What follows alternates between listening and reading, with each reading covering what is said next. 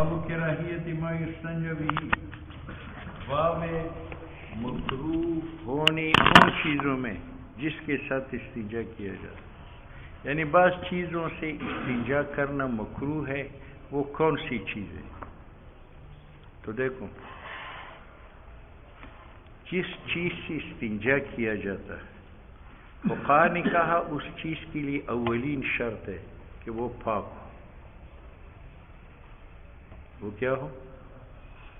دوسری شرط یہ ہے کہ وہ مضر نہ ہو۔ تیسری شرط یہ ہے کہ وہ نجاست کو چوسنے والا ہو۔ نجاست کو بس۔ تو فقہا نے ما بہ الاستنجا کے شرائط بیان کی کہ جس چیز سے انسان استنجا کرتا ہے اولین شرط یہ ہے کہ وہ پاک ہو۔ دوسری شرط یہ ہے کہ وہ نقصان پہنچانے والا نہ ہو۔ تیسری شرط یہ ہے کہ وہ نجاست چوسنے والا ہو۔ ٹھیک ہے، جب یہ شرائط ہو گئے تو گوبر سے استنجا کرنا ممنوع ہے۔ کیوں؟ اس میں دو علتیں ہیں، ایک تو یہ ناپاک ہے، ایک یہ نقصان پہنچانے والا ہے۔ گوبر جنات کی خوراک ہے، تو جب انسان اس کو ناپاک کرے تو جنات کو اس نے نقصان دیا۔ ان دو علتوں کی وجہ سے گوبر سے استنجا کرنا درست نہیں ہے۔ ٹھیک ہے، ہڈی سے استنجا کرنا ممنوع ہے۔ کیوں؟ مابل استنجا کے لیے اولین شرط یہ ہے کہ وہ نقصان پہنچانے والا نہ ہو، اور ہڈی جو ہے وہ انسان کو بھی نقصان پہنچاتا ہے، زخمی ہونے کا خطرہ ہے، اور جنات کو بھی نقصان پہنچاتا ہے، یہ ان کی خوراک ہے۔ اور تیسری علت بھی اس میں یہ ہے کہ اس میں نجاست چوسنے کا مادہ نہیں۔ بات سمجھ میں؟ کوئلے میں بھی دو علتیں ہیں، کوئلہ کے ساتھ استنجا کرنا ممنوع ہے۔ ایک تو یہ ہے کہ وہ نقصان دہ ہے، بدن زخمی ہونے کا بھی خطرہ ہے، اور جنات کی خوراک بھی ہے، حدیث میں ہے۔ اس وجہ سے ان کے ساتھ استنجا جائز نہیں ہے۔ ان روایات میں اسی کا ذکر ہے، اسی سے فقہا نے یہ تین شرائط لگائے ہیں کہ ما بہ الاستنجا کا پاک ہونا ضروری ہے، ما بہ الاستنجا کا غیر مضر ہونا ضروری ہے، ما بہ الاستنجا کا ضروری ہے کہ وہ پیشاب پخانہ چوسنے والا ہو۔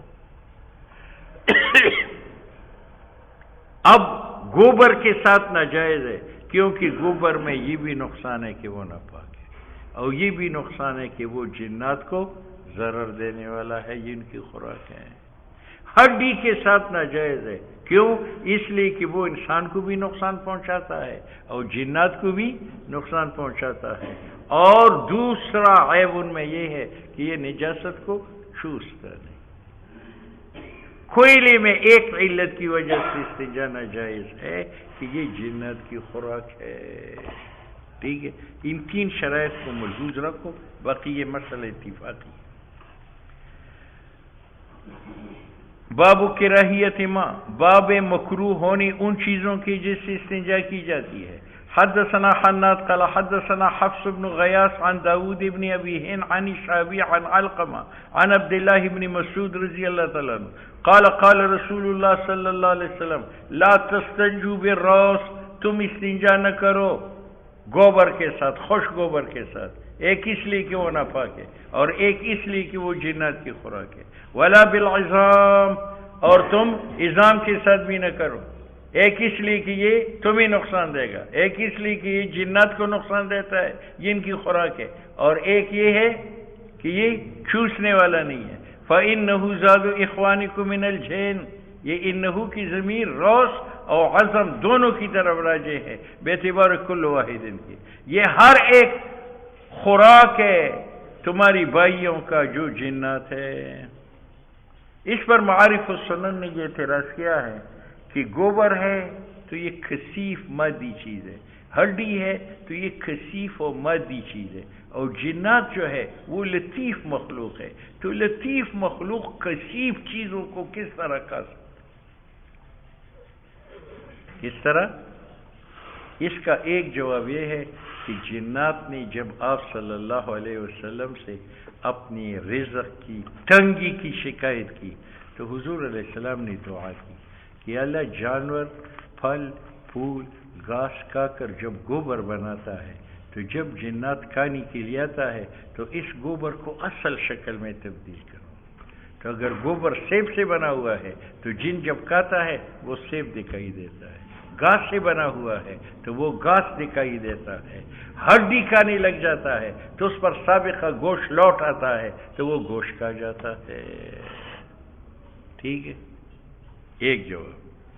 دوسرا جواب یہ دیا ہے کہ جن جب بھی گوبر کھاتا ہے، جب بھی ہڈی کھاتا ہے تو وہ لطیف شکل میں آ کر نہیں کھاتا ہے، بلکہ وہ کتی کی شکل بنا کر کے کھاتے ہیں، اور کتا لطیف نہیں ہے بلکہ کثیف ہے، مردار خور ہے، اس صورت میں یہ وہ مردار اور کثیف چیزوں کو کھا جاتا ہے۔ دو جوابات۔ وفي الباب عن ابي هريره وسلمان وجابر وابن عمر قال ابو اسحاق قد روى هذا الحديث، نقل کیا اس حدیث کو اسماعیل ابن ابراہیم نے بھی وغیر اس کے علاوہ داود ابن ابی ہند سے عن الشعبی عن علقمہ عن عبداللہ انه كان مع النبی علیہ الصلوۃ والسلام کہ عبداللہ ابن مسعود حضور کے ساتھ تھا لیلۃ الجن، جن کی رات۔ آپ صلی اللہ علیہ وسلم نے ایک رات عبداللہ ابن مسعود کو لیا اور فرمائے چلو نجران سے جن آئے ہیں تو وہاں ان سے ملتے ہیں۔ تو آج جو جنت المعلیٰ قبرستان مکے میں ہے، نبی علیہ السلام وہاں پہنچے اور عبداللہ ابن مسعود کو راستے میں بٹھایا اور ایک گول دائرہ اس سے بنا دیا، فرمایا اس دائرہ سے باہر نہ نکلو، اور خود جا کر جی ٹی روڈ تک، اور وہاں جنات جمع تھے، وہاں حضور علیہ السلام نے خطاب کیا، یہ لیلۃ الجن۔ فقال الشعبی ان رسول اللہ صلی اللہ علیہ وسلم قال، حضور نے اس رات فرمایا لا تستنجوا بالروث، استنجا مت کیا کرو گوبر سے، ولا بالعظام، نہ ہڈی سے، فانه زاد اخوانکم من الجن، یہ تمہاری جنات بھائیوں کی خوراک ہے۔ اور اسماعیل کی روایت اصح ہے، حفص ابن غیاث کی روایت سے، عمل اس پر عند اہل العلم، یہ اتفاقی مسئلہ ہے۔ وفی الباب عن جابر وابن عمر باب الاستنجاء بالماء، یہ مسئلہ گزر چکا ہے، اتفاقی ہے کہ تین قسم کے استنجا ہے، ایک بالماء فقط، ایک بالاحجار فقط، اور ایک بالماء والاحجار۔ استنجا بالماء فقط جائز سنت ہے، استنجا بالاحجار فقط جائز ہے سنت، اور استنجا بالماء والحجر یہ کیا ہے؟ افضل ہے۔ قرآن نے بتایا فیہ رجال یحبون ان یتطہروا، کالے قبا کے لوگ خوب پاکی کو پسند کرتے ہیں۔ حضور نے پوچھا تمہارا خوب پاکی کیا ہے؟ انہوں نے کہا ہم استنجا بالاحجار کے بعد استنجا بالماء کرتے ہیں، تو یہ افضل طریقہ ہے۔ پٹھانوں میں یہ طریقہ رہے۔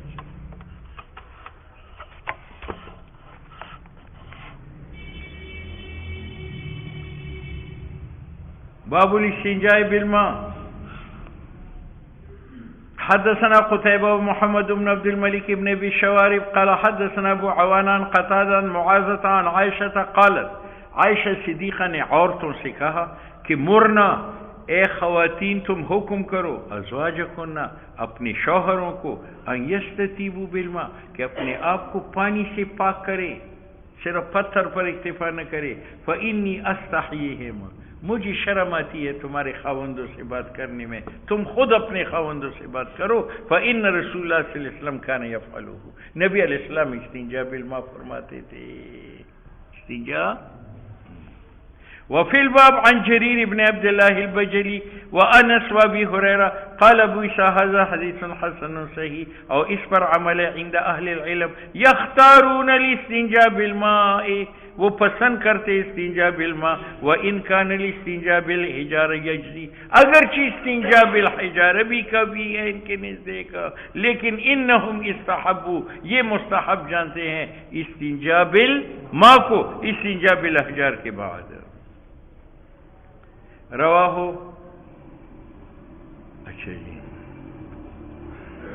ورعوہ افضل اور علماء نے استنجا بالماء کو افضل جانا ہے. وہ بھی یقول سفیان الثوری و ابن مبارک و شافعی و احمد و اسحاق.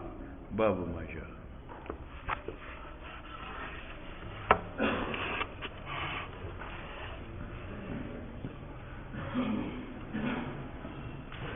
یا